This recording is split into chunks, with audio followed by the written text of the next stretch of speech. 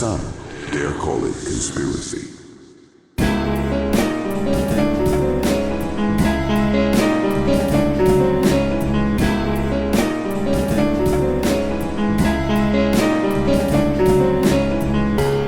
Welcome to the Some Dare Call It Conspiracy podcast, hosted by Brent Lee and Neil Sanders. After nearly 20 years exploring the world of conspiracy culture, we are taking our guests and listeners on a guided tour of the rabbit hole. Our mission? To discover where the truth lies. Hello, initiates. Today, we have a fun chat with the brilliant Barney Farmer, the man behind many Viz comic strip characters, including the Drunken Bakers and the Mail Online. In this episode, Barney shares some hilarious stories about how he draws inspiration from the Daily Mail comment section, and we dive into his journey through the world of comedy and political satire. We talk about everything from social media and political ideologies to the fine line between edgy humor and offensive stereotypes. We also explore Barney's novels and his upcoming projects. Plus, of course, we couldn't resist digging into some conspiracy theories. The audio is a little bit shaky on this one, I'm afraid. We ran into a few technical difficulties. But I'm sure you'll enjoy this interesting discussion with the one and only Barney Farmer.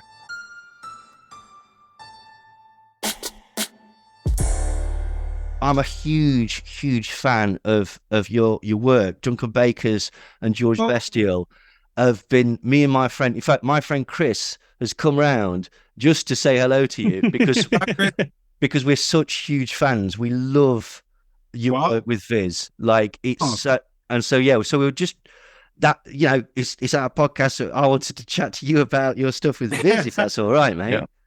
Yeah, no, that's fine. Yeah, no, good. Yeah, well, yeah. So I've been doing all day today, right? Trying to write the next one. So. Oh, really? What are you doing? Is it George Bestial or a Bakers or? Well, I'm afraid George Bestial has kind of fallen a little bit by the wayside now. Oh, has it? For years, yeah. He's well, I started writing that. I think the first one was about 2002, something like that. So that's how long ago it was. Yeah. Channel 4 broadcast this documentary about zoophiles, you know, like the one with the blokes that fancy the horses and the women that fancy the dogs. Yeah, and really, yeah, I remember that one. The surprising thing about it was that they were really sort of banal people. What you're expecting to see with these sort of really extreme people, it was all really kind of ordinary and down form, and to a certain extent, they kind of only romance as well as It wasn't purely sexual. He wanted a relationship which was kind of, you know, like a corresponding to an adult human relationship. Well, I remember that the blokes were stood by the field and they were kind of trying to flirt with the horses, and the horses were coming over and they were chatting to them as if they were like trying to pull some girls at like the seafront or whatever. Yeah, like I think there was a lady who married a Labrador. That was it, and she was talking about how like. It was a companionship thing, wasn't it? They was talking about how, a dog will treat you much nicer than a man will treat you. Yeah, you know. It's not just about being treated nicely, is it, love? No, not entirely, no. That's why George Mawson, the one or two were quite silly, but Mawson, he was trying to like arrange dates. Go dancing with them and things like that. And they were on a holiday with a pig. Yes. Like Alice and the sheep, I remember. Or was it a goat? Was Alice a goat or was Alice a sheep? It was the goat. He was the goat at the petting zoo. And, but unfortunately, see, that was pre-internet. It was the thing. Newspapers were really did not make a great deal of those stories. I was a journalist for a while. Yes, yeah. When something like that came up in court, you would do like a little short story about it. You know, people would read it, but because it wasn't going online, because things didn't go viral. Yeah.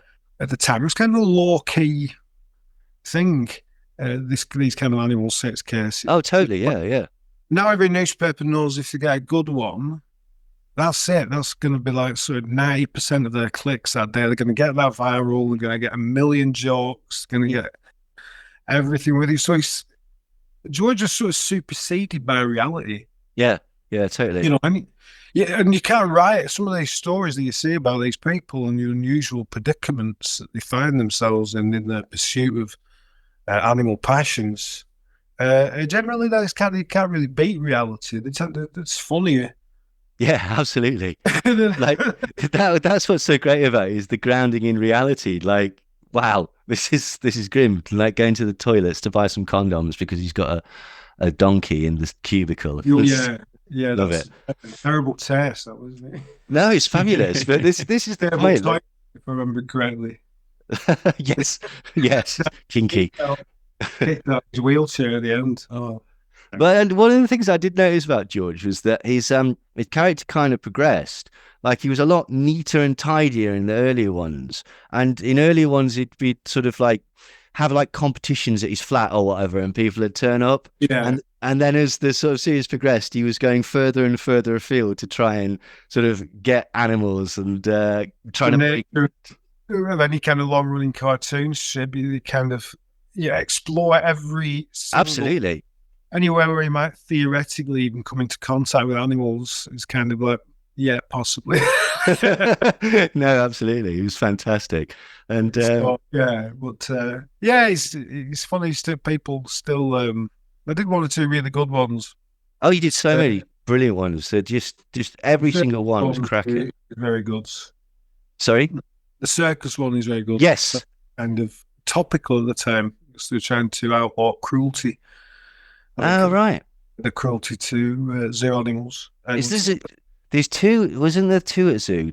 One was one at a safari park. What's the one with the monkey magic at the end? Was there were that... some gorillas, yeah, trying to get into a gorilla. Oh, I did get to a gorilla because his face torn off. Yes, yes. And it didn't work out. But I think I might have the last one actually. Now I think, drugging a silverback gorilla with antidepressants pressed into a Mars bar was kind of as absurd as Viz prepared to get with it. I was going to ask you about that. So, does Viz have any sort of like? Have you ever put something in it, then Viz has turned around and gone, "No, we can't do that. That's just not done." It's proper, it's real edited stuff. Yeah, it's kind of not quite as tough as it was because I've got sort of several characters who appear regularly. Yeah. But everything has to go past them. They have to like it. They've never turned anything down, really, I don't think, on the grounds of taste. Well, one or two. When you're writing for Viz and stuff like that, is there a sort of law that you have to, because obviously everything's set in Fulchester. Are there certain sort of things that your cartoon, the strip has to abide by? Like, I'm assuming that basically all the shops are in Fulchester and stuff like that. Yeah. Is there anything like, do you get like a sort of a list of this is how it works, or this is the universe or whatnot? We kind of say things like I did one with Fulchester's Enterprise Zone in it. And I sort of asked, I said, does Fulchester have an Enterprise Zone? He said no. I was like, can it? Yeah. Zone. So the Drunken Bakers end up down the Enterprise Zone in the one that'll be coming out later, I think, this week. Oh, fantastic! Oh, brilliant. So but I always ask. I'll say, is this okay? It's okay against anything. Yeah, they're okay. I've created very minor royals around Fulchester because I do a strip about a royal watcher. All right. Now, I won't go into details, but I think I've had one of those kind of paused on grounds of taste in the last couple of months. I think I might be able to figure out potentially why that was. But yeah, I've created a few minor royals. So there's like kind of the Viscount of Fulchestershire, and there's the Duke of Fulchester, and all these kind of lesser royals that sort of live around Fulchester in various stately homes. That's fantastic. But yeah, I always ask, never assume. So, some of the titles that you've been involved in, Drunken Bakers, obviously, just so good. George Bestial, Daily Mail. I don't know whether you realise this, but you have completely nailed what the conspiracy crowd is nowadays. Like conspiracies, when Brent and I were into them, used to be kind of lefty and a bit sort of like bit hippie-ish, bit sort of stoner anti-war type stuff. And now Honestly, that is such a perfect thing, isn't it? Though, when we were kids, the conspiracy theories 30 years ago. I always thought hippies I've always thought hippies are slightly right wing. Anyway, I've never quite believed it. in that there's a certain demanded uniformity in their freedom. Yeah. Yeah. But yeah, I mean, I think all the conspiracy theory thing is really interesting, isn't it? Really, because I think when you have what appears to be an open society, which is what we apparently have. Yeah. We are told that we are an open society. We know very well that we're not. We're a very close society with the whole 20 years of redacted documents of kind of various reports and freedom of information requests, with sheets of black lines. Oh yeah, very much so. Yeah, has created the perception of secrecy. Mm. Now, once you create a perception of secrecy, well, then people aren't exactly sure where those secrets are. Mm-hmm. Anytime that people feel that they're not being listened to, or that their fears are not being valid concerns, then these aren't valid concerns. Your prejudice against X, Y, Z immigrants is a valid concern. Your prejudice against the chemicals Bill Gates is spraying up in the sky. These are not valid concerns, and so the assumption is that if the information they need isn't there, that it's being concealed. Yeah, definitely, yeah. It's almost people have an expectation of getting this information when it's the open society, and when they don't get it, they fill the gaps, or somebody else rushes to fill in the gaps for them, often to take advantage of them, essentially. And this all takes place in a context where we kind of know all kinds of things are routinely concealed. Of course, this is the thing. This is one of the strange things about it, is that often if you're talking about, and we're generalizing here, but the conspiracy crowd or whatever, often they take away, whilst you're looking at certain things, like the World Economic Forum is going to make you eat bugs and live in a pot and all this shit, right? Okay, you're missing the stuff that they're actually doing, which is the lobbying and the corruption and the sort of, the spending and embezzlement that goes on at a sort of government. Yeah, precisely. This is it. But it's not sexy because it's not got lizards in it, lizard aliens or whatnot. So there's yeah, no big names involved. No, this is it. And it's MPs and civil servants, grey, nameless people. So yeah, it's not exciting at all, is it? No, I mean, one of the tragedies as well is that basically, I think that the real conspiracy is everyone's concerned that the elites are trying to kill you, the elites are trying to direct you to do this, the elites are trying to do this, and the sad fact of it is that the elites, you're not even on their radar. They don't care about people that much. That almost sort of this creation of these sort of theories is almost like a comfort thing. He's hitting me, but at least he's not ignoring me. Yeah, so it's a statement of some sort of significance, isn't it? It's kind totally. Of in all this vast cosmos of 1,000,000 billion stars, gaze up at the night sky and think how significant I am. Yeah, precisely.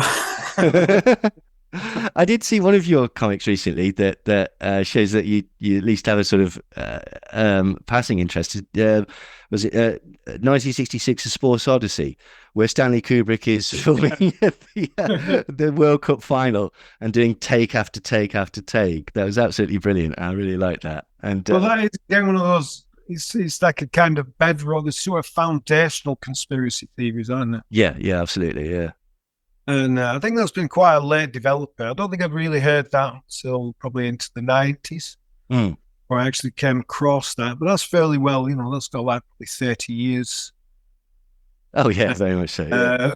Foundation to it now, that one. It's not quite up there with JFK, but it's close, in certain circles. Some people favour it. JFK is a bit sort of.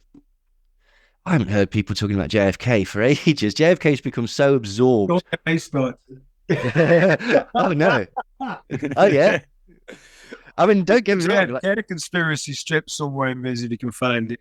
Oh, did you? I don't think I've seen that one. I'd rather Jack Ruby. It was someone who last went for a job interview, Yeah.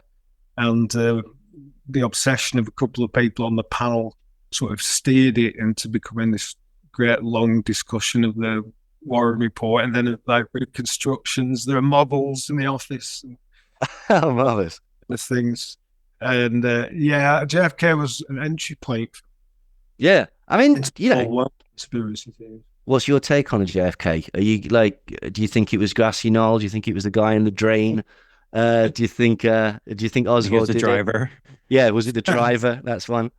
That's the one. The one that was the Fed on the back of the car was the most recent one, wasn't it? The guy that jumped. The guy that jumped on to tell Jackie to get back in the car and not escape. Yeah. Yeah, loosed off a shot in the course of leaping, and that's the one that popped the press. This that would be such a calamity. Like, there's even sorry, go. There's even some people that think that Jackie did it. Like, that as he leans forward, she put a gun under his chin. From what I understand, he's actually proven of his sex life. She had grounds, but I don't think so. I don't know. One of the interesting things about Kennedy that was true was apparently, like, he was under this doctor called Dr. Feelgood because he had back problems and things like that. And he was just dosing him with all sorts of, like, usually opiates and stuff like that. And apparently the Secret Service got a bit worried because they were recording him with Marilyn Monroe.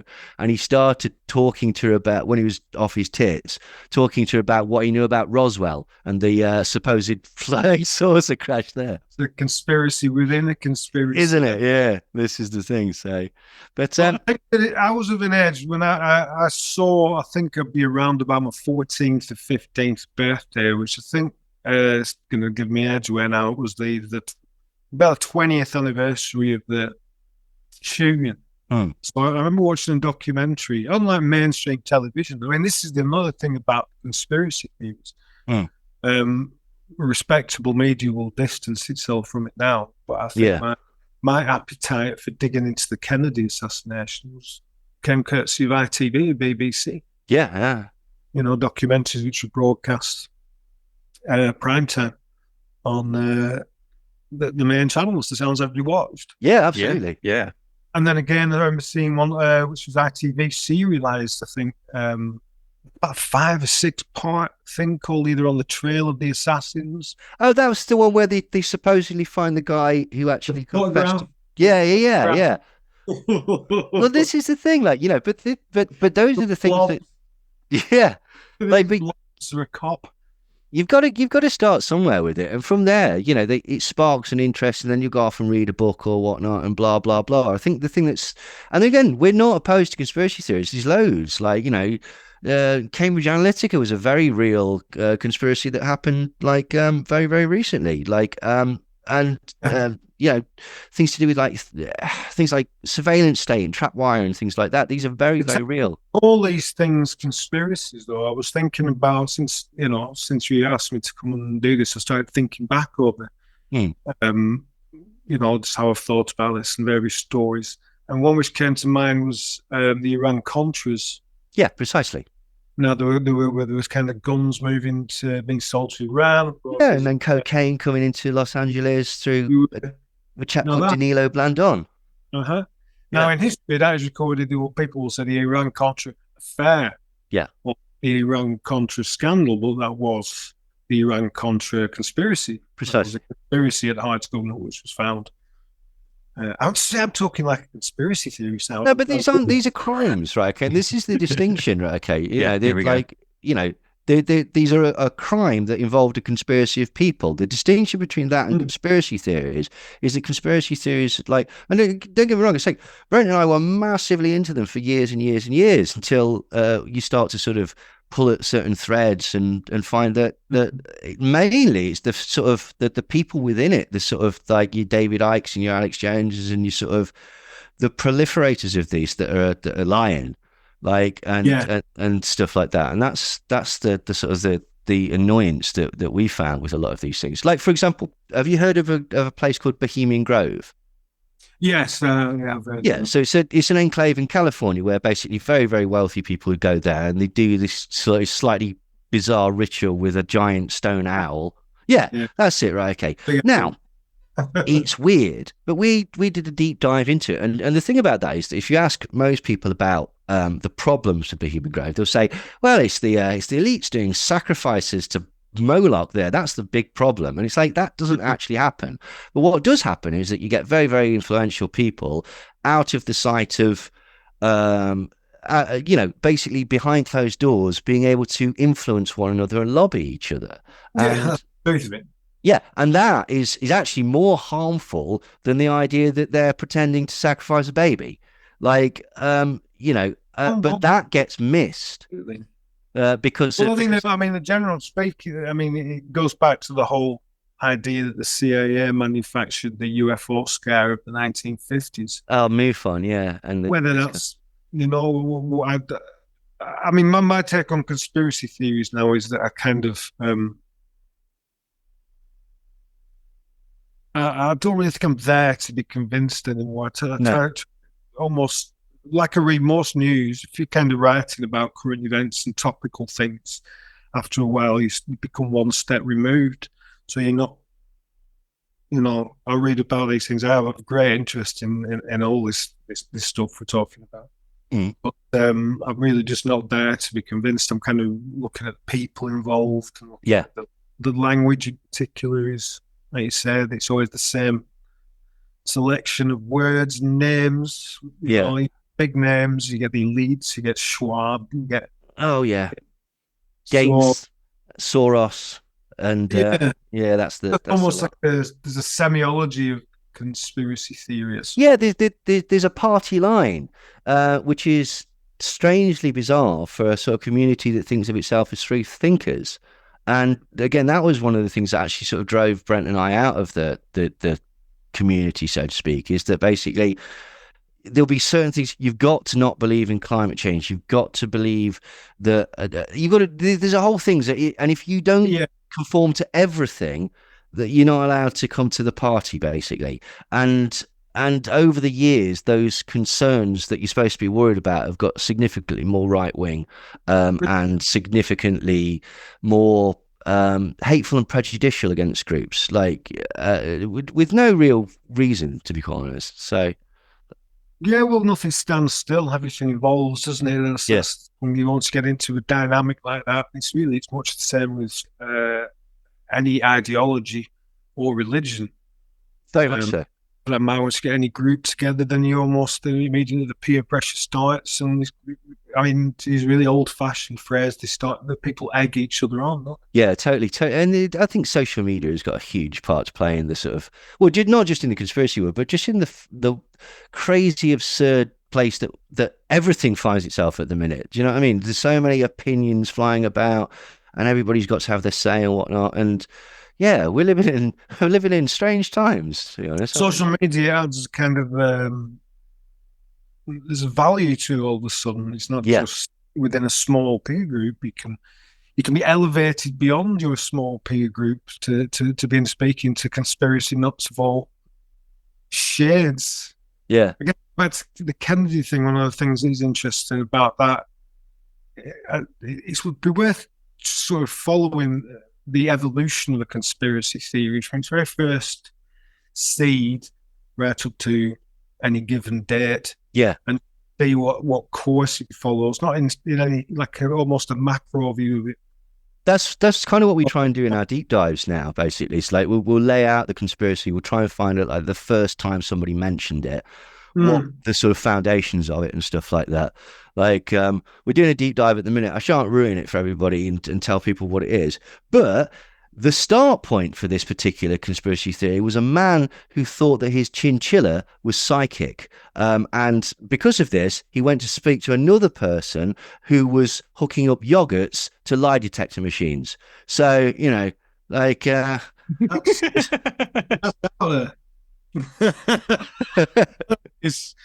is some magic thinking, isn't it? So but as you say, like we're finding that a lot more sort of interesting now. It's just to sort of like look at sort of almost behind the scenes and that. Is that fertile enough? Is that fertile enough to the thing with JFK? let's say, Christianity, which has branched off into Protestantism, Methodism, where because all these different schools, all emerging from the same source, it's Christianity branch off, and then those branches they have their own little royalty within them. The JFK one was after a bit I started watching them when I was doing the strip. I watched a lot of them on YouTube. Some way back to the late 60s American. Oh yeah, to the kind of things that have been made today, and you see the same people age over that time. So you see the testimony that they were given to the cameras in 1968, and then you would see them again at some convention being interviewed in 2015. It was kind of all right. So all the doubt from 1968 is now all being firmed up. Everything is much more definite. Well, kind of. I mean, this is the thing. This is the strange. Yeah. Well, that's very much true. Like, because that's what was so strange about it is when you sort of look back at something. There's certain people within the milieu or whatever that have done sort of like books and talks, and they've had a career for like 20, 30 years based on one idea that, if you look into it, was wrong when they first came out with it, like 40 years ago or whatever. There's this geezer that basically thinks that the pyramids line up with the Orion's belt, and that's significant, that the Egyptians must have done that on purpose. And he's got 3 books out with Graham Hancock. He's got books out on his own. He was a major player on the Ancient Aliens television show and stuff like that. And the fundamental problem with his theory is it's wrong. It doesn't even fucking come close to matching up. And he's like, but this guy has traveled all over the world and become a celebrity off the back of this. And it's like, right, okay, brilliant, fair enough. Those are the people who are kind of going out there and measuring these things and being like, hey, they have a small voice. Well, this is it. Well, as you say, people want to believe, don't they? And it's like, it's more exciting to go with that than actually go, no, it's not, it's wrong, is it? Yeah, but you're never going to get the Times or the BBC News or CNN's going to set aside a large chunk of their time to debunk a story like that, because it's beneath it. Yeah. So it'll never get counted anymore. It'll kind of go on there and it can grow to a huge scale. By the time maybe somebody does say it, actually we should say something about this bloke. He's started a cult and they're all planning to top themselves. Yeah. But then they're too big. It's too big to.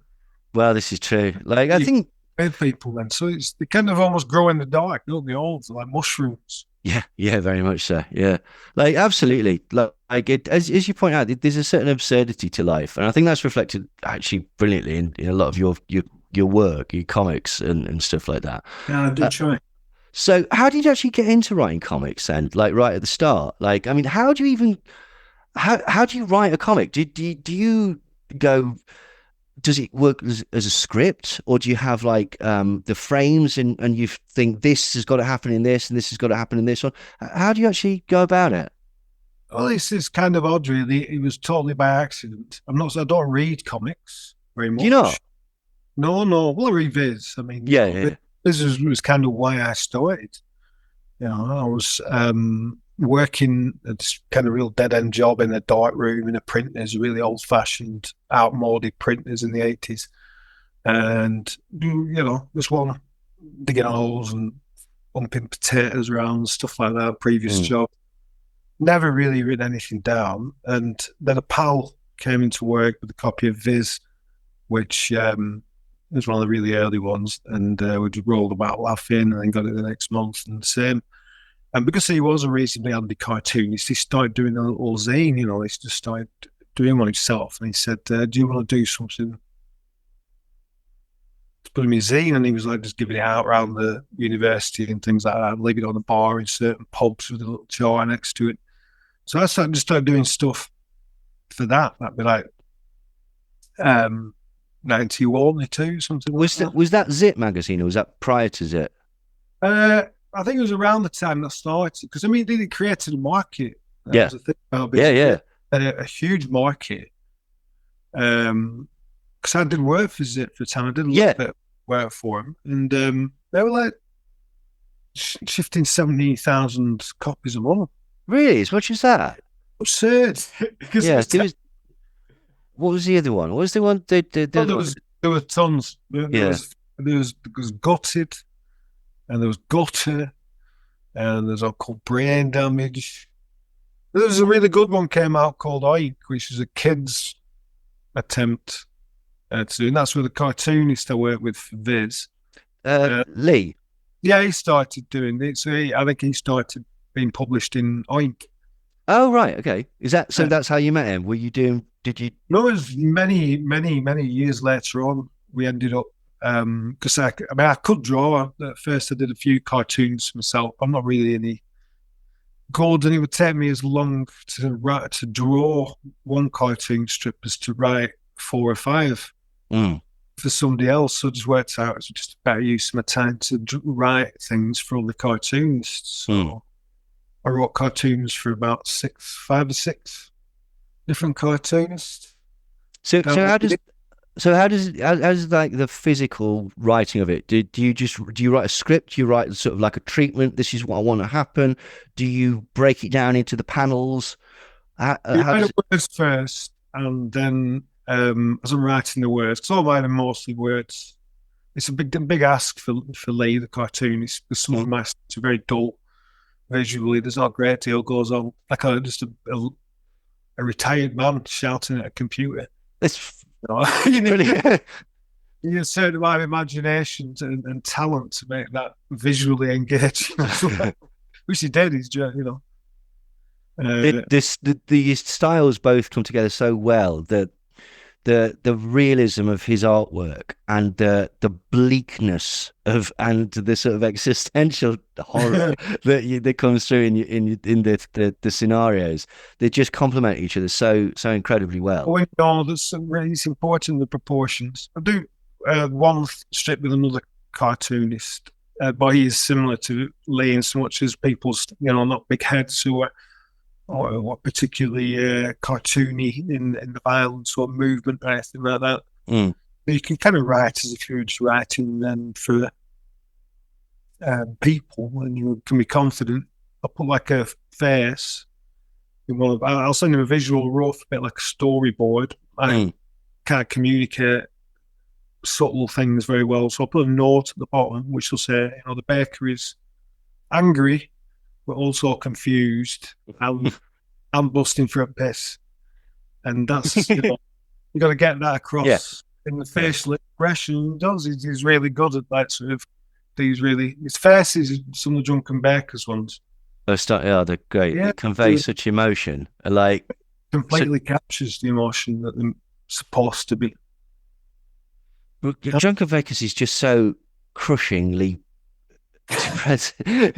amazing, absolutely astonishing, crushingly depressing but amazing. It's so good, Brent, mate. It's so amazing. This is one of my favorite things ever. It's just so good. Alan Moore compared it to Beckett, didn't he? He did I'm positive. Fantastic blog. He really has helped us a lot. I did think about giving it up at one point.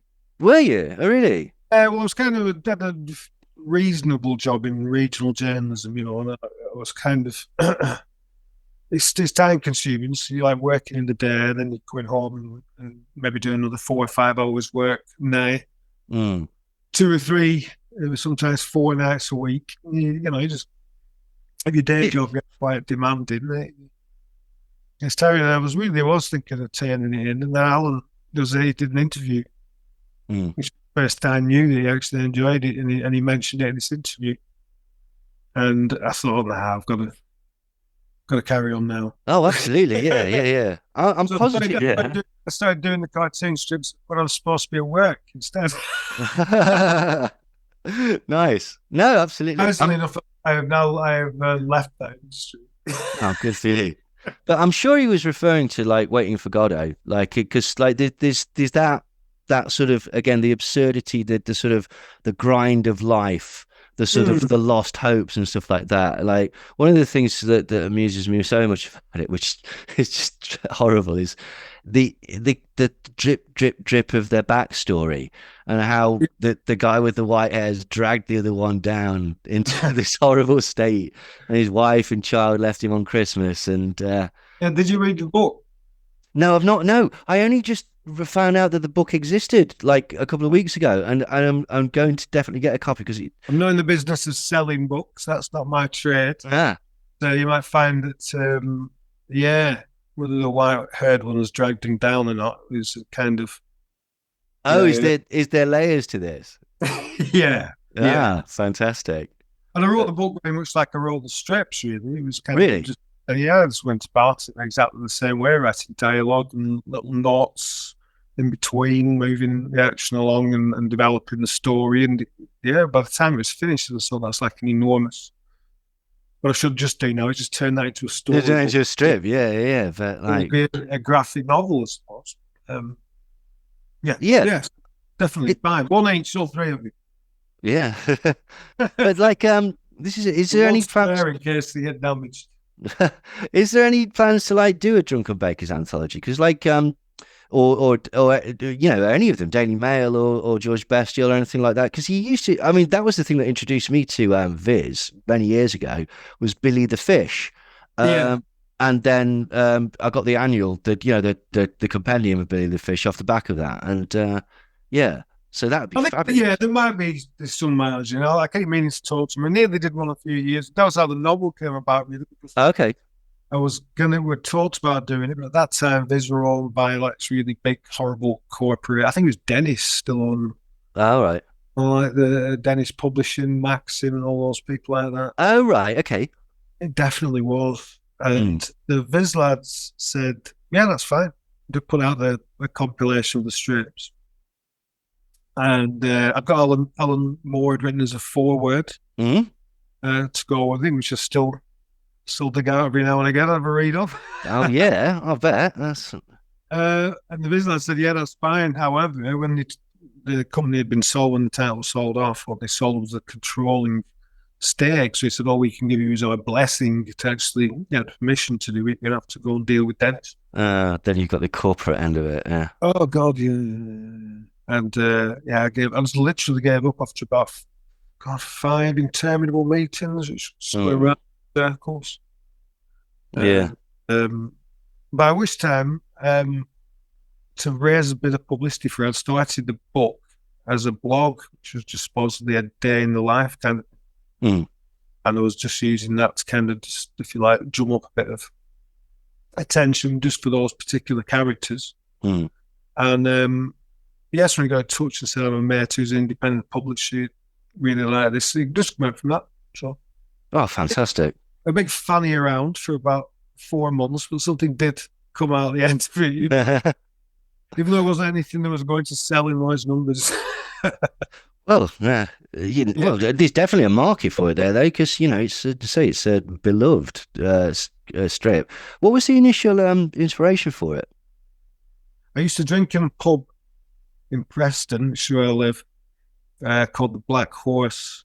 Across the road, there's many inspirations for it. There's all amalgams, but across the road from that was a really good pie shop. Oh yeah, really good mince and onion pies. And the guy behind the counter was this real sort of scrawny, beat down, droopy moustached bloke. Made all the pies, and I was always in a couple of times a week getting a pie, and then usually I'd be having a drink in the Black Horse somewhere mid-afternoon, evening, and the baker, he would always be there pissed up. Oh, right, okay, right. And I'd always be there pissed up, and I'd be always asking over and over again how he makes the mince and onion in his mince and onion pies, because I kept forgetting. And then eventually he sold the bakery and took over the pub. Oh, brilliant. Death, I think. Oh, poor sod, never mind. Oh, fantastic. I also worked with a bloke. He used to work packing in a vegetable packing machine, and he used to come to work on a bicycle, and the 2 panniers on his bike were full of booze. And he was at the top of this big, like, kind of Heath Robinson type tomato machine. It's really complicated structure. And at the start of the day, his job was to basically monitor this cellophane sleeve and the tomatoes whizzing around, make sure nothing got knotted up. make sure no big tomatoes got in and jammed the system. Mm. If you hit the button quickly, there'd be no problem. If you left it about 30 seconds, it'd be like trying to disentangle this great mass of tomatoes and cellophane and all this stuff. In the morning, it'd be bang on. Necking from his panniers all day. Gets about 3 o'clock. We would just be deliberately, to get Skype off work, just put a big tomato on and he'd just go whizzing down, tie the machine with the knots, and you go out and smoke. Yeah, someone's got to fix it, haven't they? So, so it's that, and my own experiences of drinking far too much down the years. Oh well, it is. I actually was reading an interview. I think it was an interview that you did with Vice, and you were saying about sort of like the romanticization of alcohol, and you were saying that people like Marky Smith and Shane McGowan and Bukowski and such like that were sort of kind of influences and stuff like that. Like, well, the influences so much as they were kind of people who did romanticize alcohol to an extent, and I'm not sure this does really. No, good God. I think it's sort of anti-romanticized. But again, just degradation in itself is considered quite romantic in certain quarters, isn't it? Yeah. Again, there is just a huge... it's so funny, the bleakness. You've done it to such a degree. Whilst it's still realistic, you've managed to tap into that. It's this far from making you cry, but it makes you laugh. So were you sorry? It is usually influenced by Beck. I read Beckett a lot. Oh, right. And if you've not read him, it's worth reading him. Some of the plays can be quite daunting. He's good to read on the page, and he writes real, proper funny jokes. Toilet humour. Toilet humour, real sophisticated, well thought out. He'd be writing letters for this if he was still alive. Oh, fantastic! What are the Nobel prizes? Yeah. What are the comedians you like?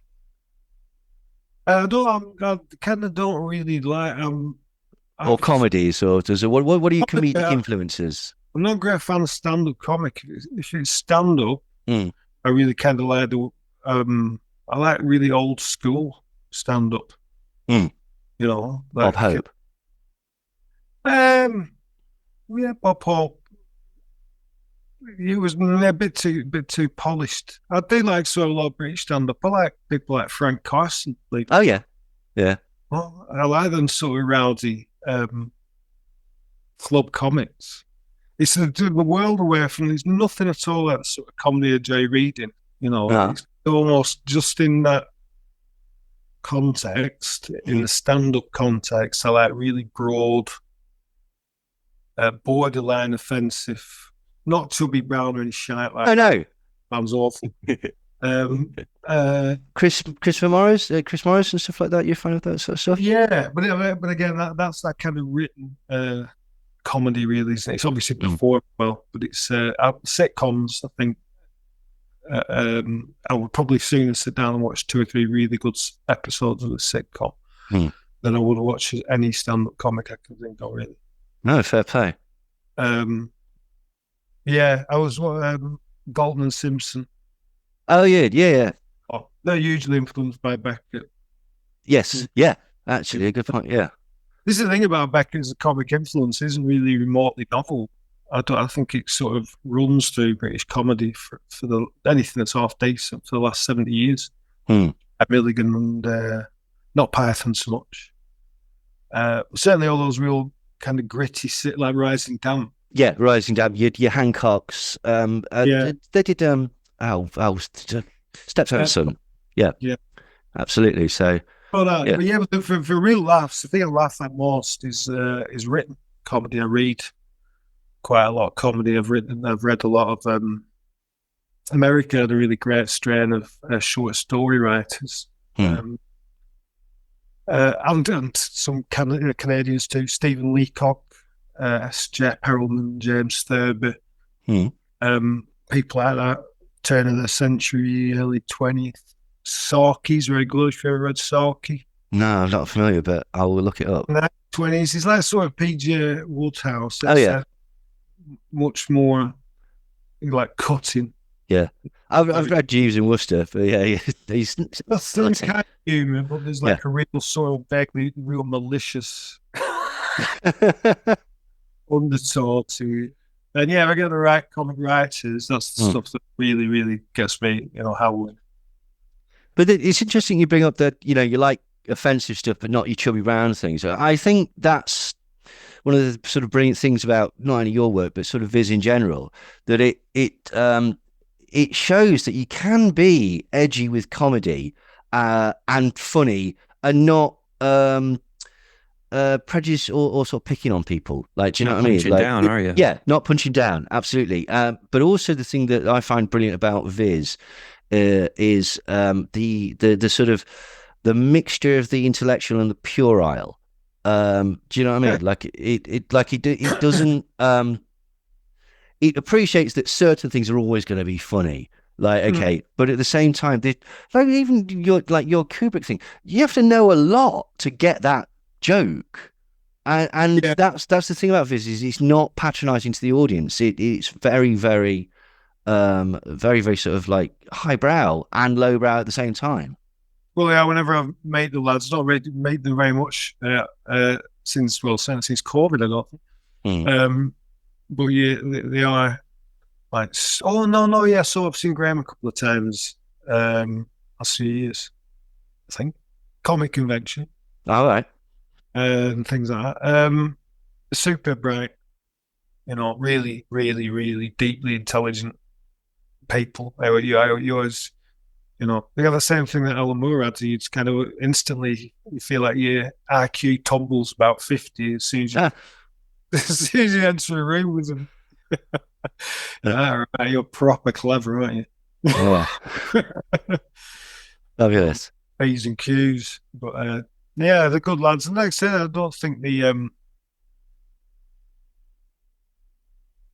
long as it's funny, and you got to make you can't vanish your own backside and too. Well, this is the thing. I mean, they'll turn down anything. Well, it depends, doesn't it? This is the point, right? Okay, you can use the concepts of stereotypes. You could use things that make people go, Jesus Christ, without actually punching down. And that's the difference. Like, I always think there's things like Viz show that, again, you can do that. This concept of cancel culture and this concept of free speech and stuff like that. I think that things like Viz show that sometimes it is completely like overstated because it's not. If it's funny, it's funny, and if it's funny, you can get away with it. It's quite nuanced, and it's the relationship that develops over time. Though I think is the thing. It's the League of Gentlemen lads are a really good example. Yeah. I think throughout their careers, they've always sailed close to the win with, various. The difference between them and Little Britain, for example. Yeah, totally. They both play with stereotypes. They both flirted with things which might be considered to be hurtful of individual groups. But if you take the body of a work as a whole and you follow them through and follow them along, you ultimately understand that they are, as people, performers and the writers, they have a good heart. Yeah, absolutely. It's something that you grow into that. It's almost a trust that develops between you and somebody. Yeah. They are all, phenomenally. They got the last Inside number 9 on tonight. Yeah, they're, again, fabulous. Fabulous. You trust those people. If they do go into some of those areas, they're not going to do it lightly, and they're not going to do it to try and kind of hurt or agitate against any given group or totally. Whatever it may be. So it's a trust thing builds up over, and Viz has probably got that.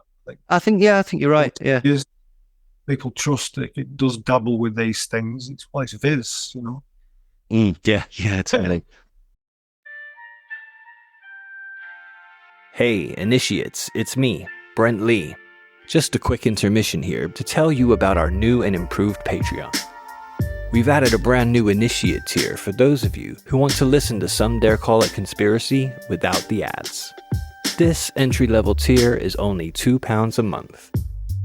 Or join our second level tier and become a shill for just £4.50 a month.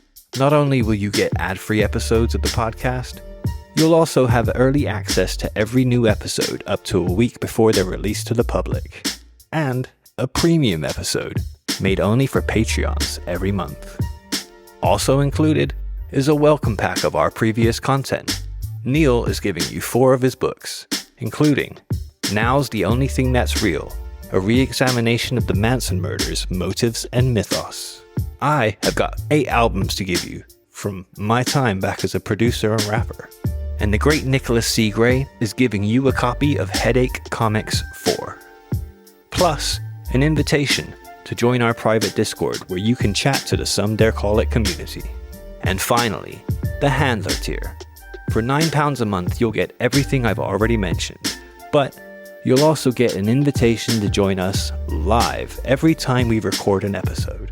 You can hop in the chat and ask us or our guests anything during the session, and you'll get to see everything that goes on behind the scenes, including all of Neil's hot takes that I have to cut out of the final mix. So, please, if you can, do consider joining us on patreon.com/somedarecallitconspiracy. Now, let's get back to the show. So the bleak aspect to your work, because there's a real sort of like dark swathe that goes to it. Where's that come from? Are you fans of like sort of bleak? Have you ever been to Preston? Yeah, I have. Yeah. Fair enough. No, I mean, it does come from, to an extent, there's somebody who I worked with once when I was in newspapers. They'd been to Manchester for the first time, and this was before the bomb, before the IRA did Manchester a massive favour. And they said they hadn't really understood groups like Joy Division in the fall. Yeah. Until they went to Manchester. Sort of low sky. Of course. They got the glowering moors and this great expanses of bare concrete and the incessant rain and courts, and the northern quarter as it is now was a frightening, like a haunted place of derelict mills and dark alleys and puddles. Yeah, so I would say that I think the north, to a certain extent, has that. That just living there in the north. And stuff that you do like My Work Fair Lady and We Buy Gold and stuff like that. And those characters. Oh, marvelous! But they're so bitingly satirical. They could literally, some of them, just be spending 5 minutes in a gold shop and just watching what's going on. But it says so much.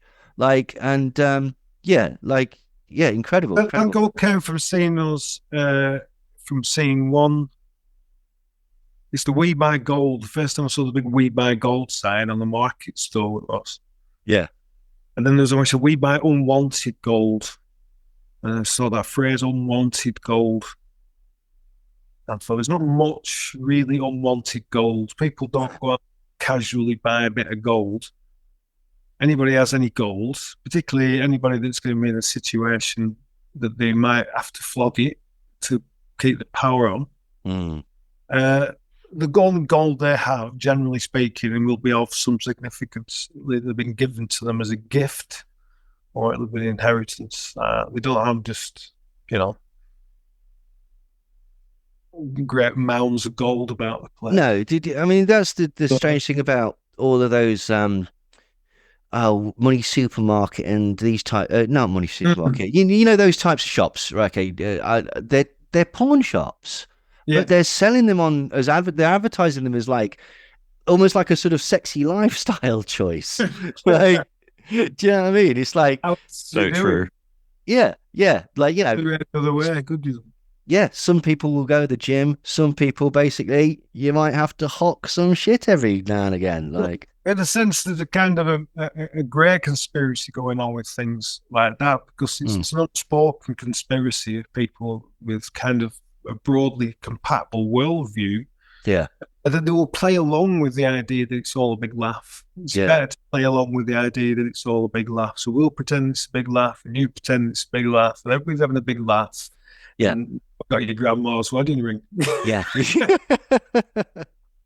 Totally. And it's, it's not a particularly distinguished piece, so it's going to get melted. Yeah. It's so. There's a kind of an underlying. I think that character is really good because he always. It tends to be situations where there is this almost play acting, this lie that kind of overlays these things. They're buying people's clothes, and during when in the aftermath of the crash. Yeah. Around one town in particular, in Ireland, there were about 3 shops. Suddenly, the ones where you take a bin bag full of clothes and you get a 5. Clothes by weight. Yeah. It's Dickensian, isn't it? Like, it's ridiculous. That's exactly what it is. Yeah. So I thought, well, that scenario play out in the shop. Have you ever read the story Hunger by Knut Hamsun? No, I haven't. Sorry. That's a really phenomenal. It's about 1870 song. Don't look into Knut Hamsun, though. Very old character. Oh yeah. Yeah. Well, you're right. Well, God, yeah. Art and artist. Yes. Yeah. Artists. Yes. Is it right? I will look that up then. KNUT HASE. I've heard of it. I haven't read it. Really great book, and it's sort of one of those real kind of intense, sort of Kafka. Yeah, 30 years. I've read Kafka. Well, you'll be amazed by it because I think that book predated Kafka's first published work by about 20. Okay. And it's about a struggling writer in this port town in Norway. He has to pawn. His very last thing he has of any value is the buttons on his coat.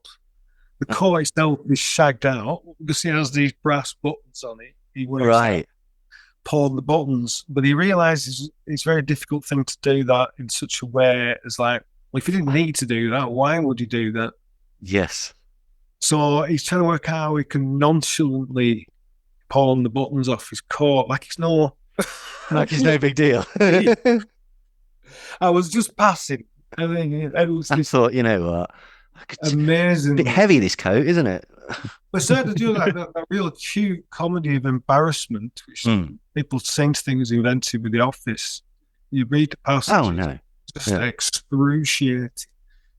Because the pawn shop owner knows the crack, and he knows the pawn shop owner knows the crack. He can't back out. Oh, that's fantastic. Of the point that he's in.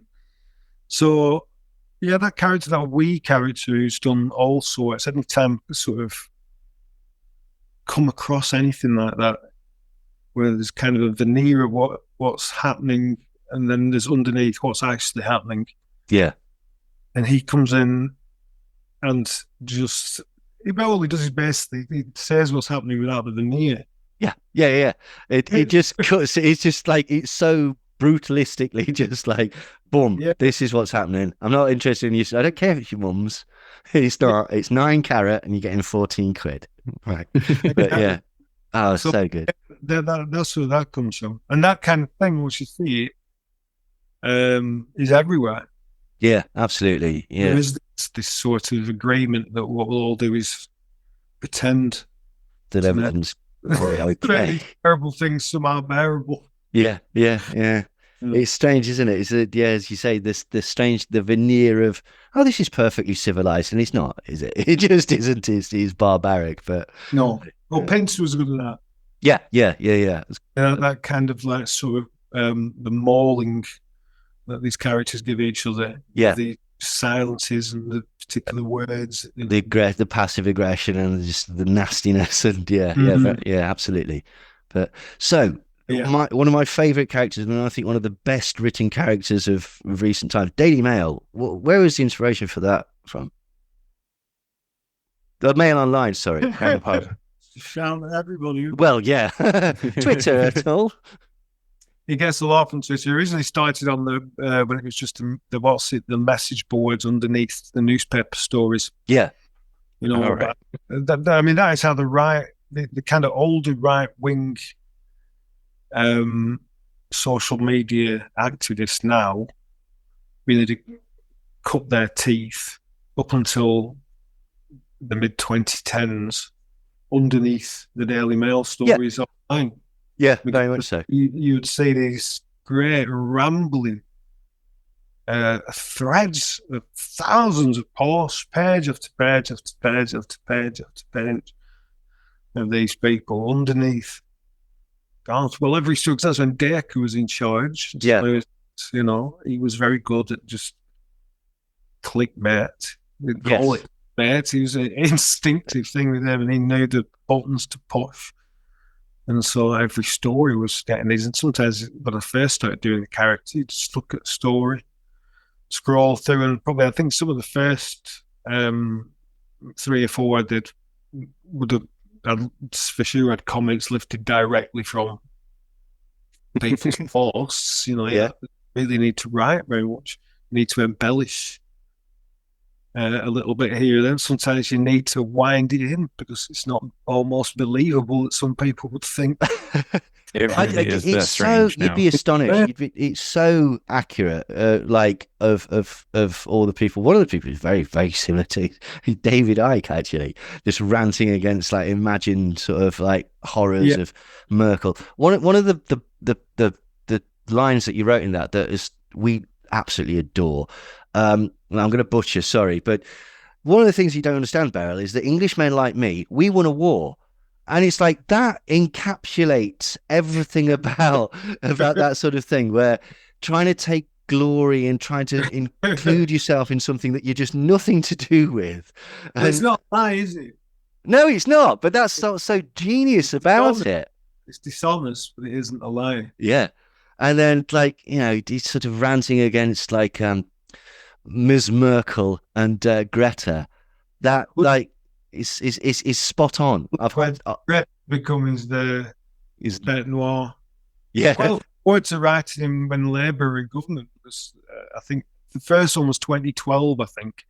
The first one of those. So he's never had Labour government before. So this is something I was a bit concerned about. It's like, you know, if Keir Starmer wins, like, there's a slim chance that we'll slide into such a socialist utopia that no one will even understand the concept of nihilism. Like, does that concern you? Not in the slightest. It's more like a changing of the guard, isn't it, really? Like, you know, it's a different flavour of shit. Like, and it might be... Yeah, might be slightly more palatable, but yeah. The central, I think the market-led economy, which we've had in this country really more or less unchanged, Thatcherism, do you want to call it that? Mm-hmm. It then later qualified to be Blairism, but I think Blairism really is just Blairism is Thatcherism, as Clintonism is realism. Yeah, it's light, isn't it? It's neoliberalism, centrism. Yeah, essentially still corporatization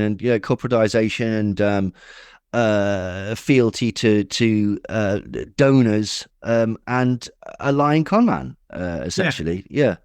And it's authoritarian, but it's soft authoritarianism as opposed to macho authoritarianism of. I was thinking that Reagan. The second verse of California Uberalists swear them secret police.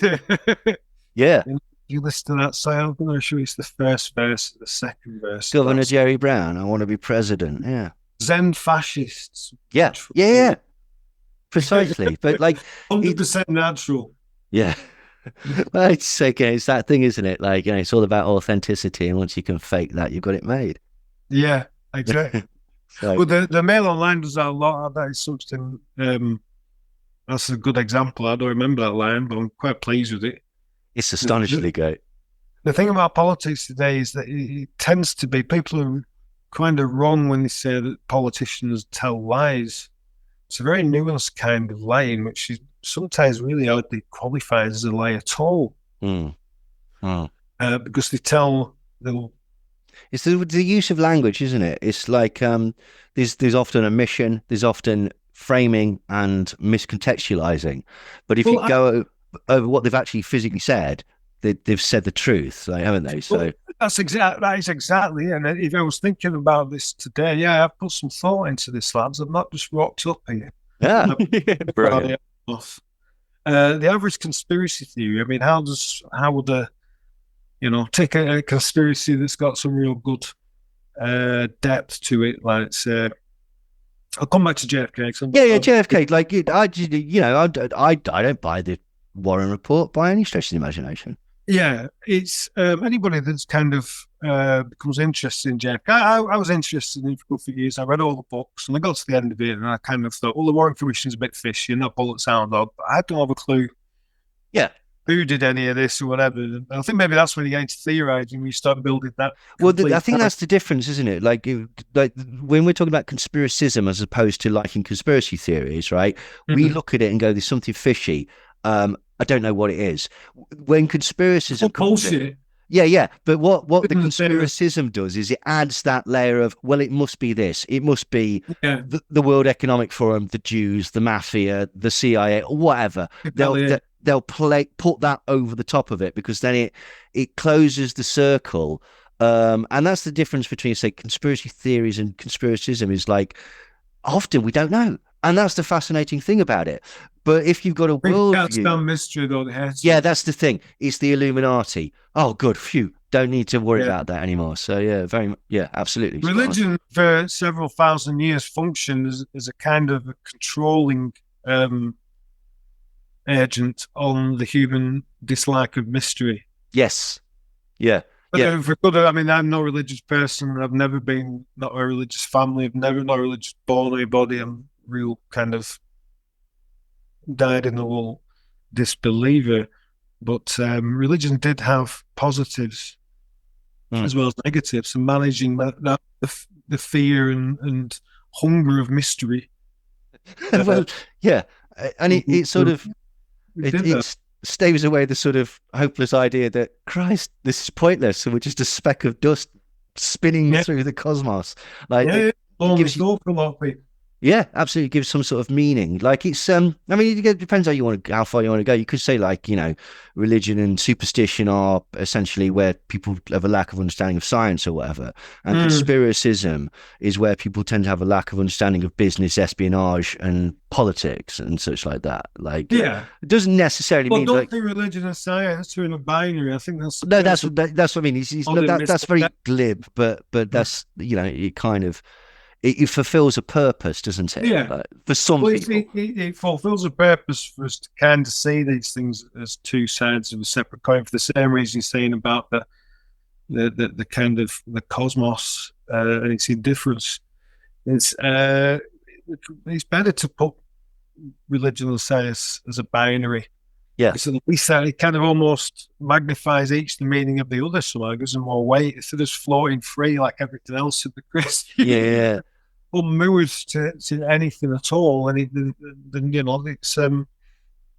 the people will drift away from it. Well, I think Alan Moore actually came up with a great quote about it, talking about he was looking at conspiracies and became convinced that actually there's nobody in control, and that's even more scary. That it's just chaos, it's rudderless. The world is rudderless. Yeah, and often these sort of on the surface very, very complicated things about world groups and conspiring to create and control everything is actually quite comforting, because at least there's a plan, at least there's a reason for things happening, whereas in the chaos anything could happen and it's unfair. And another thing is to cut in, you're really close to something else I've been thinking about today. This goes back to when I started, when I went to my journalism. I did journalism at university as a mature student, and that's when I first started reading. I'd read Chomsky before, but that's when I first started reading quite a lot of it. And prior to that, I had a kind of a conspiratorial idea of the newsroom. Yeah. There literally is like little shady cabals of editors running around spiking stories, and then that it's getting calls in the night and all this kind of stuff from the CIA on the hotline. But he pointed out it's not like that. That's not how this kind of thing happens. That must be just get ideologically like-minded people with a broadly similar worldview, broadly similar set of goals, broadly similar set of values, broadly similar system of rewards, all working together in one office, and you get outcomes which, to somebody on the outside, seem like the result of conspiracy. Yeah, but they're not. They're just people who have got professional people who are focused on the jobs and the careers and their advancement in this world, and they're all kind of slotting into a role. Now they don't, did loads of newspaper people get together and agree to write bad stories about Jeremy Corbyn? No, it's nobody needed to be. No, you don't need a conspiracy when everybody's on the same page, essentially. Nobody needs to be told to write those stories. It's about any fine. That was just those institutions staffed by those people at this moment in history could not really do anything else. Yeah. We're set up to do. Well, not set up. They were set up to. That's no. That's at this point. It was almost like just being tossed into a waiting more. Yeah. Well, I mean, this is the thing. Is like it wasn't so much that basically like Corbyn threatened the world order or anything. He threatened very specific people's bottom line. And that's why certain people decided to hate him, not because Satan phoned them up or George Soros phoned them up or anything like that, but because they went, if this guy comes in and starts doing stuff like that, people are going to expect stuff for services and goods and stuff. They're going to have an expectation, and we can't allow that. Here's an interesting example. We're saying, for coming back to that Mail Online line. It's not a lie. It's not the truth. He's possibly been consciously dishonest, possibly not. Well, what he's done is he's linked together a couple of facts. Englishmen like me, my height, my build from this part of the country, my accent, won a war. So you put those two facts together, and in his mind, he deserves something. He won the war. Yeah, absolutely. Yeah. So he says something which isn't honest, using truth. He uses facts, and it's that omission of the qualifying facts. Yeah. You were born a year after the war, mate. What he's saying there is that he wants recognition because he's standing up for, or that he feels that he's a part of something. It's not that he wants recognition. I would imagine. I think with a lot of these people, it goes past wants and he feels entitled to it. Yeah, I think it's not wants. I don't think it's a great deal of it is conscious anymore. I think it's these people feel that they've won the war. They feel this. They feel it. It kind of. They would say the thing about a good liar is live the lie. Oh, so they've genuinely adopted the personality. Live the lie. That's the thing about it. Good con men live the con. That's true. That's very true. You never the best criminals in the world. Nobody knows their names. Yeah, or to convince people that you're like, if you want to be a good liar, convince people you're a terrible liar. Yeah. So this now conspiracy theories. If somebody were coming back to JFK, somebody who was coming to JFK cold, they started reading the books, they bring their own prejudices, like say the Jews, the Irish, the communists. Yeah, we started looking at the material. Without realising it, they will be screening out everything that pointed the finger at Mossad and everything that pointed the finger at Castro and everything that pointed the finger at the homosexuals will be coming straight through loud and clear. And so that they would read everything and see everything, and their own prejudices would filter out everything else. So they would take every bit of information they found, propped up their theory further, would be finessed, would be prized, would be lifted out of context. Every rough edge would be chipped off it, and now we presented like a beautifully cut stone, showing free of everything else. Yeah, all information which didn't serve. It's just gone. Story. Yeah, but they won't just get rid of it. But we need to undermine that somehow sometimes. To weaken the case for that. So we need to prove that the person providing it is biased or bent or is in on it. So it's a finessing of facts and the curation of facts, which are then put together to build a convincing story. And that's like, the Iraq War is that.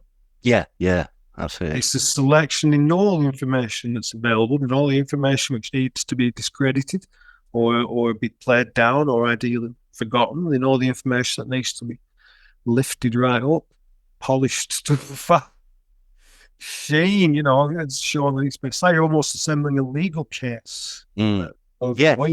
It's building an argument, but not for two reasons. One, in your own head, and two, to explain this to other people, or not necessarily explain, but you lecture, convince, coerce, or whatever.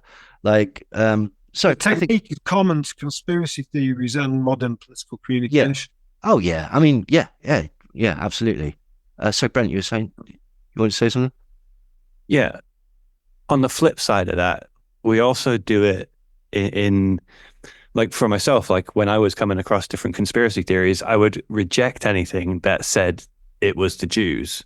So because I was rejecting that stuff, because I wasn't... that wasn't your I wasn't a bigot, essentially. I didn't agree with that type of stuff. I would just kind of not pay any attention to it. And but the problem with that is I didn't realize how prominent it was. Like the Zionists or Israel state or the Jews or the Rothschilds or anything like that. It's just like it was so prominent, and but because of my bias of like not being a bigot, I didn't pay any attention to it. It's very, very weird. Yeah. I know what you mean, because all of a sudden you wake up and you're just like, oh shit, this is incredibly anti-Semitic, and it's just sort of almost crept up on you. Everywhere. Yeah. Right, absolutely. But the whole, I would say, the conspiracy theories, like most, was it Picasso? He said all art is autobiography. Yeah. And I've thought about that on and off for years now, and I started to wonder if kind of all expression of any kind is autobiography. So these conspiracy theories, they're telling you something else about the people. Conspiracy theories almost just the ribbon on the box. Well, to that point, that's one of the inside. To that point, like one of the brilliant things you've written in the Mail Online character is this sort of like it'll oscillate violently, sometimes in the same sentence, between being a victim and being the one who's in control and has all the knowledge and is actually sort of savvy and whatnot. And it's that sort of violent swaying backwards and forwards and Farage response I get that from. Oh yeah. Farage desperately wants to be a victim. And a dictator, yeah. Yeah, well, a great part of his appeal is victimhood. It doesn't bother me when you could really throw a 280-pound silverback gorilla into Nigel Farage. Yeah. Double-decker bus. I really are. Yeah. You do have to bear in mind that is what he wants. Yes, yeah, he does. This is the point. It's cry bullying, isn't it, or whatnot? But it also. No. He wants to. He wants. It's more. It's a form of kind of martyrdom light. Yeah. It draws the things so that you can say, "Look at me. I'm oppressed, and I'm an extension of you, and I'm the shield between you and this wokerati." In the sense that he sets himself up to be as almost a cipher for his audience. It's not just like I'm representing you. I am you. This is what they do to you if you were here. If you were in this bus next to me, you get thrown up. Okay, yeah, no, that's a good point. They're coming for you, but I'm in the way. Yeah, that's what they all act like. Yeah. Well, he's a very canny operator. I think one of the weirdest things I see routinely online, and it just always bewilders me. But then I think it's people who may be too young to remember. Is when he had the crash during the general election campaign in the plane. Oh yeah. That 2010. Yeah, I think I'm seeing things. Yeah, it was. And that crash made it. I suppose it did. That crash. He got up from. He Did the opposite of what we wanted. Put him on all the front page, and it's like it was the day before the election. The crash was on all the news bulletins, and then presumably got amped up with various painkillers, perhaps because I think in his little rat-like mind, he identified how valuable it would be. He was up and seen within hours and active. And that, and within certain, think about all that kind of Spitfire and Battle of Britain and all that audience, that media was transformed after that election from a fringe figure into a kind of a big figure in British politics. Yeah, that's a good point. So talking about Nigel Farage. Sorry, go carry on. No, carry on. Sorry. I just think he learned from that like sort of politics, that for the people he's after, the people he's targeting, and those kind of visual, the optics of a situation like that, really much more effective than anything he could actually say. He didn't really have a great deal particularly interesting or new to say, but if he can put himself in those situations, stop these brick bats, then it. No, he's meant to go up in Scotland, I think, is this week. Is he? I thought heard he was going to be trying to campaign in Scotland or something. Oh, God. I mean, as you say, he knows what he's doing. Yeah. Haggis on his head, that's what he wants. Yeah, exactly. Yeah. It's a strange thing, isn't it? It's like there was a suggestion that initial milkshaking was staged for that exactly that reason. Like, I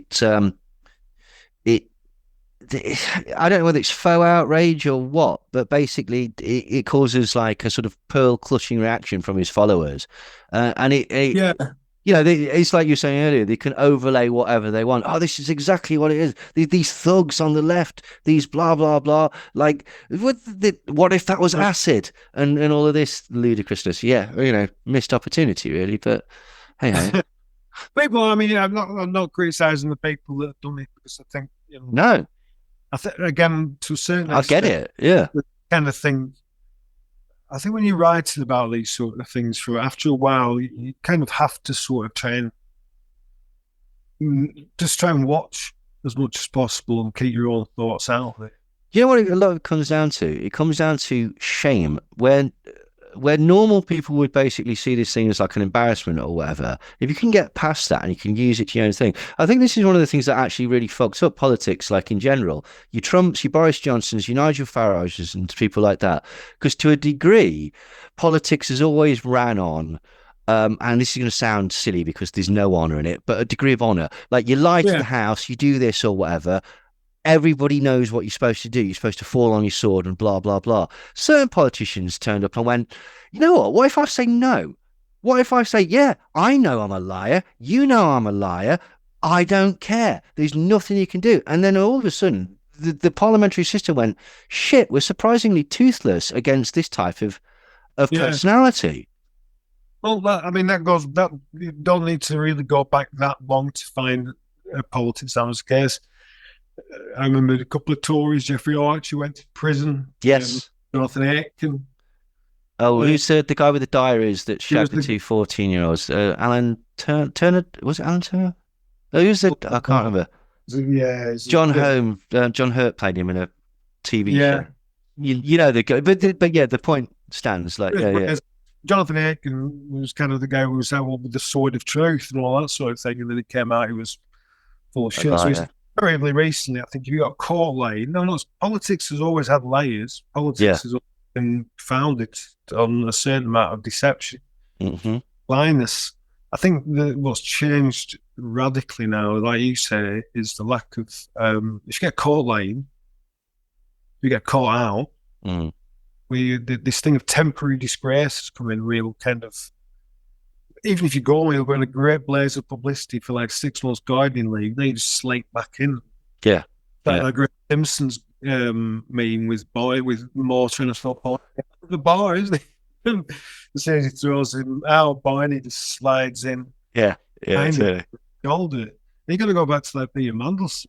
Oh, Christ. Yeah. He was about 2 or 3 times he was forced to either stroll back in some capacity down the roads. Yeah. To the Lords and really bizarre circumstances. Yeah. He had resigned from, he was an EU trade commissioner, and he had to resign from that post. Now, Gordon Brown, who hated Manson, and they had feuded for years, suddenly has to bring him into government and elevate him to the Lords to forestall an EU investigation into his behaviour in that role. It's kind of raising the stakes of pursuing that investigation. That's my conspiracy theory. That's makes sense to me. Like, but this is the point. That, you know, that's the thing. You know, people do work together to make better options. It doesn't mean that another thing happens, but you know, it doesn't mean that the Illuminati is plotting for your downfall like every second, basically. But no, just because we have a kind of ideologically like-minded. They talk about institutional capture, don't they? Of a certain yeah. ideology, and I think we can agree that sort of neoliberalism has pretty much captured politics, both sides of the Atlantic. I'm struggling to think of any kind of popular media where I wouldn't think the same.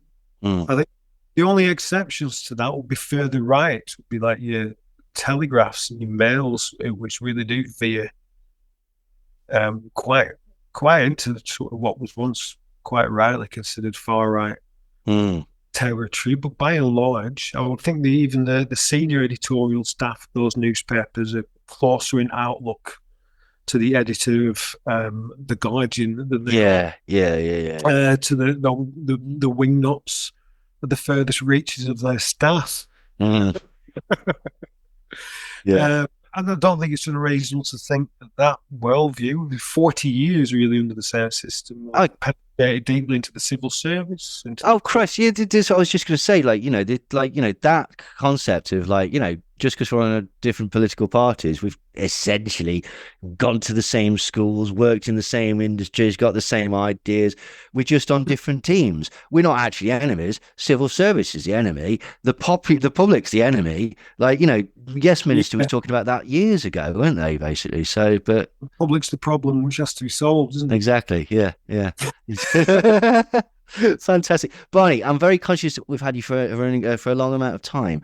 I have no idea what time it is. Thank you very much. Before we let you go, though, I wanted to talk about your novels, because you've got a new novel out. You've got Drunken Bakers, Coketown.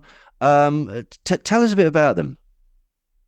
Well, Drunken Bakers is kind of it is a day in the life of the characters. I think I've tried really hard to make it so it would be sort of simpatico with the strip, and it kind of references the history and it's a full fleshed out backstory, is it? Yeah, I think I think anybody who's read the strip for a few years will get all of it. You maybe need to have read a few dozen of them, maybe a few more. But that's kind of that. Coketown was about that really strange era. It drove me. The book went a little bit wrong, really, because I got a little angry. Late 2019, when Boris Johnson became the Prime Minister in July of that year, I really did think this is going to focus people's minds. Yeah. No, do you know what? I had a similar sort of thing. Clowns arrived. Yeah. Do you know what? In fact, it was worse in the conspiracy world, right? Because not only are you sort of just from a sensible perspective going, oh, this man is an arse, but basically, he represents everything that the conspiracy world was supposed to be against. Big government, corporate, sort of, hands in pockets, brown envelopes, all of this corruption and everything. Yeah. And for some reason, him and Trump became beloved to the well, I know what the reason is, and it's not very pleasant. It's to do with Brexit and a hatred for foreigners and gay people. But essentially, they became embraced by the conspiracy crowd, and it was like, what the hell is going on here? This is it completely sacrificing your principles. Aside from the fact that it's clearly idiotic, but yeah, incredible. Yeah. Well, I actually have a great conspiracy theory, which of my own making, about Boris Johnson. Oh yeah.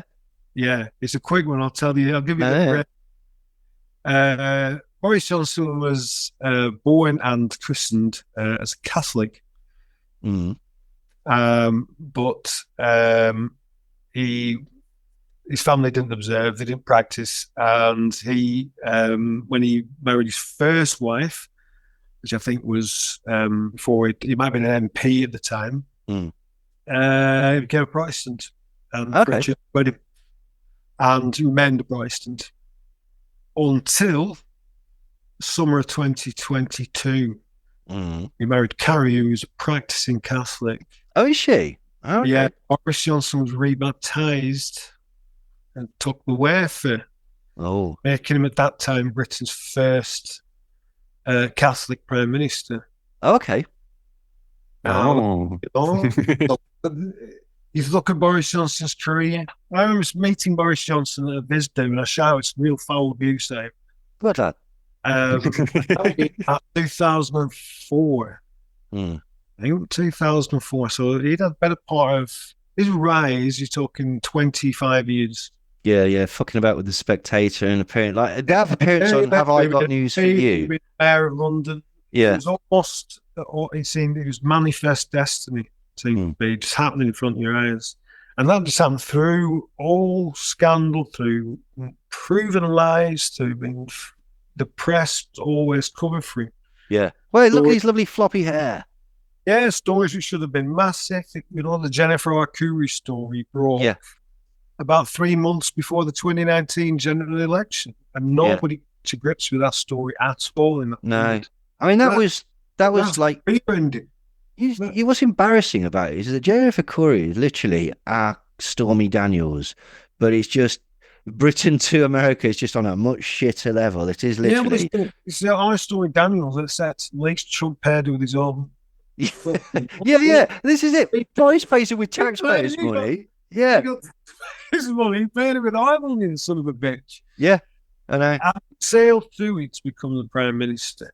And if you go back into your microfiches, and this is maybe one you can do a deep dive on. Yeah. Find out when the first negative stories started appearing about Boris Johnson. Oh, that's interesting. Find it autumn of 2022. Okay. So who's he falling out of favour with by that point? It was significant enough that 3 newspapers, Guardian among them, ran stories about his Catholicism. Okay. Yeah. And there are some people who are saying, well, as the king is the head of the Church of England, you know, he should really be sitting down and take instruction from what? The Vatican. So, yeah. I see. Oh, right. We're getting Here we go. We're getting into chick tract theory. Tony Blair was a very devout Catholic. Tony Blair was a very devout Catholic for the last few years of his prime ministership, but he converted after he left Downing Street. Right. After he left Downing Street. Yeah. There was a conspiracy theory about Tony Blair that he was an occultist, that he used to come down in the morning and draw a circle.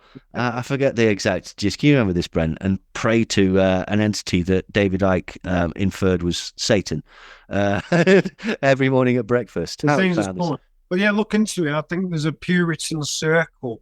Westminster. Interesting. Yeah, Matthew Hopkirk's and sundry witchfinder gentlemen. Oh, yeah. They gone, there will not be a paper shit in 10 Downies. That's the end of that. Oh, fabulous. So he was taken out within 6 months, having sailed through 25 years of scandal, crime, deception. That is very interesting, actually. Like, well, I will actually look into that. Fantastic. And so that was about that period. I just couldn't believe it was about. I tried to write a book about somebody who kind of thought themselves very left wing, who kept sort of shooting himself in the foot, and he was outwardly left wing and inwardly quite conservative. Right. He got a bit mixed up. So I was writing literally. I finished the last draft, I think, about 3 or 4 weeks before the last general election, and I was just seething mad. Thanks, I knew he was going to win.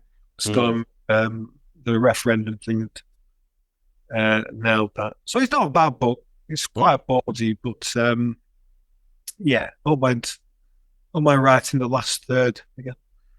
And the last one, Black Matter, which is a COVID book, is just about lockdown. Okay, that's relatively recent, is it? That's just come out. Yeah, and was like conspiracy. That's took everything to a whole new level, didn't it? COVID. This sure is the thing. did. It broke people's brains. Like I genuinely don't think people could cope with the existential trauma, this concept of randomness and this lack of feeling of control in their life on a global scale. I literally watch people go mad and start to not only entertain all the sort of conspiracies around COVID, but QAnon and flat Earth and young Earth theory and dinosaurs never existed and just and the problem with that is it then introduces you to a whole new community. And we've said this before, like on our show, like it doesn't matter what you believe, how fucking stupid it is, right? Okay, you can find a community online that will support you in that belief and will give you the psychological comfort of being surrounded by like-minded people, which is, it's a fucking tragedy. Like we live in an age, which is what everybody's for. Yeah, exactly. But we live in an age where you can find out the answers to these questions. You can look at anything online, and people share fucking memes about Greta Thunberg and pictures of cats doing this, and it's like you can't help but think that in many ways we've wasted an opportunity.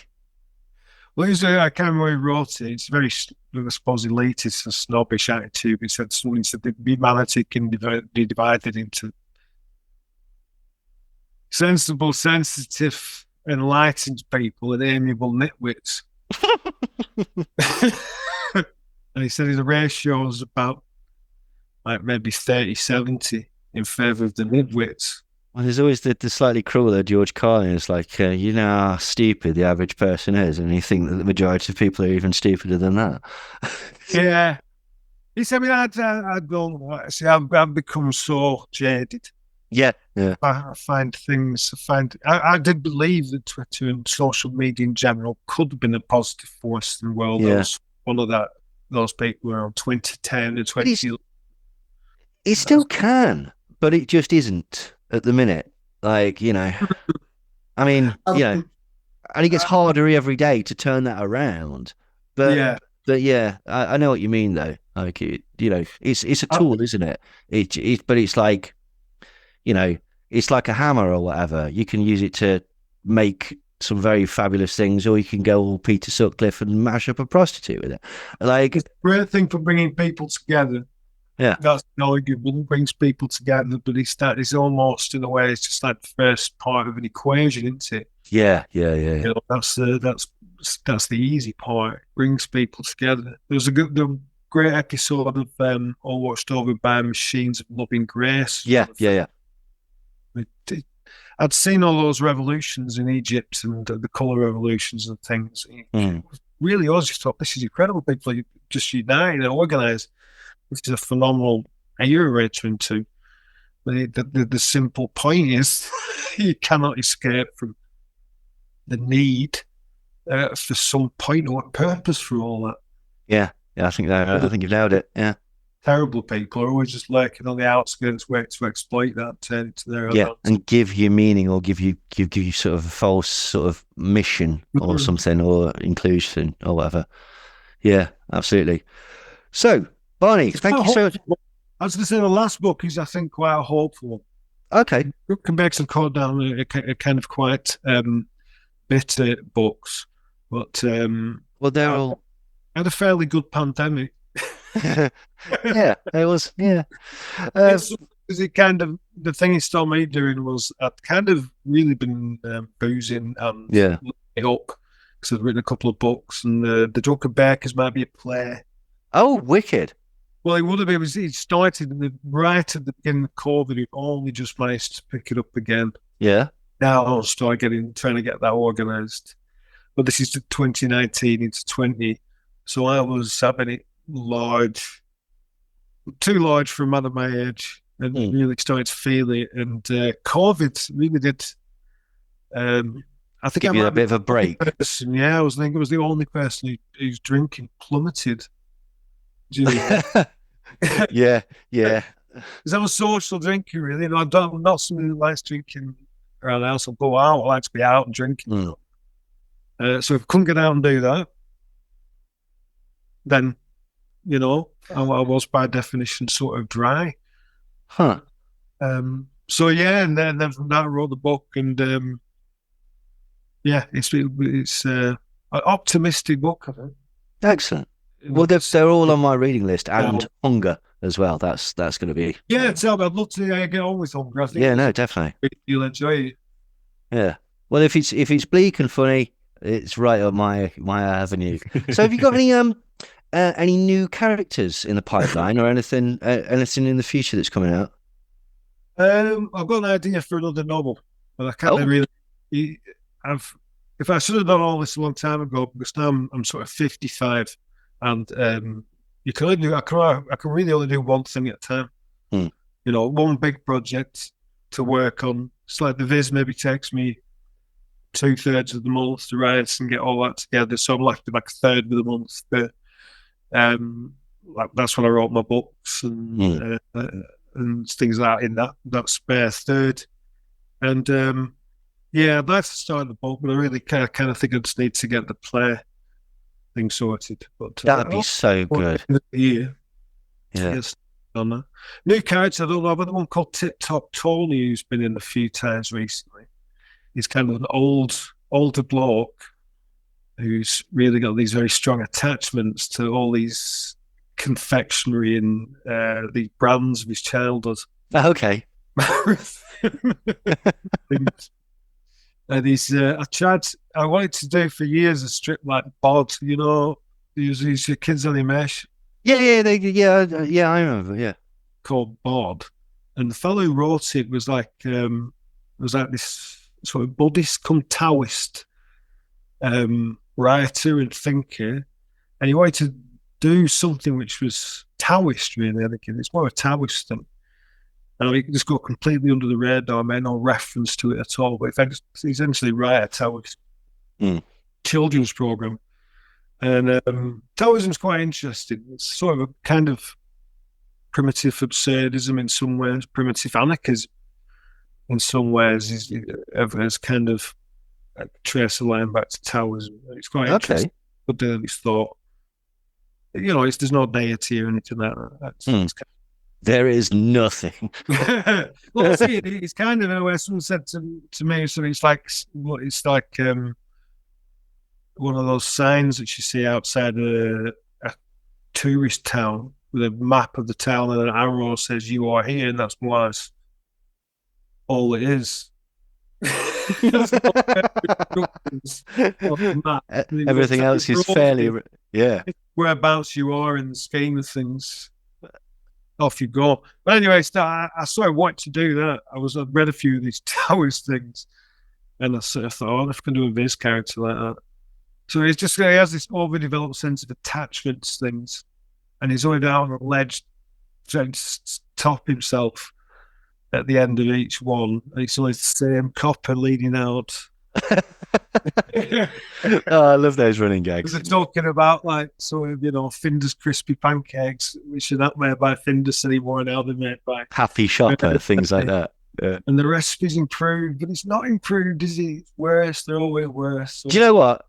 I feel for him because they've recently changed the taste of cherry Coke, which is the one bloody drink that I actually enjoy. And honestly, I'm apoplectic about it. It's like it's literally like, yeah, childhood's over now. I mean, I'm 43, so I should have grown up years ago. You can go and start driving around all the remote, off licenses and village. Stop piling them. I have that kind of. There's one shop in Hugnall, which is near me, that's still got loads. I've been going there every other day. Well, get them all in, get them frozen solid, because absolutely, you're going to get 5 years down the road and regret it. I know. On the other, maybe. Do you know what tastes just like cherry Coke? Mm-hmm. Better than cherry Coke, in fact. Have you ever had red wine and Coke? Oh yeah, absolutely. Oh. I can't drink that at work. Oh, I can actually. There you go. There you go. Problem solved. Yeah. There we go. You don't think it's Coke. That's the point. That's how you do it. Yeah. Put a bit of lemon in there. That'll confound them further. Oh, he said. Oh, there you go. You just solved my problems. My pleasure. Fantastic. Barney, thank you so much, mate. That was an absolute pleasure. Like, as I say, we're huge. Asking me on that. No, we're huge fans. It's been an absolute honor. So please continue doing what you're doing, and yeah, and let us know if the play happens or anything like that. Yeah, definitely will. I definitely will. That should be certainly before autumn. I think I'll find out about that. Fantastic. Well, let's hope it. Yeah. Well, good luck with everything, and let's hope it all the success continues. Same with you, lads. Keep up the good work. Cheers, mate. Nice one. All right. Ta-da.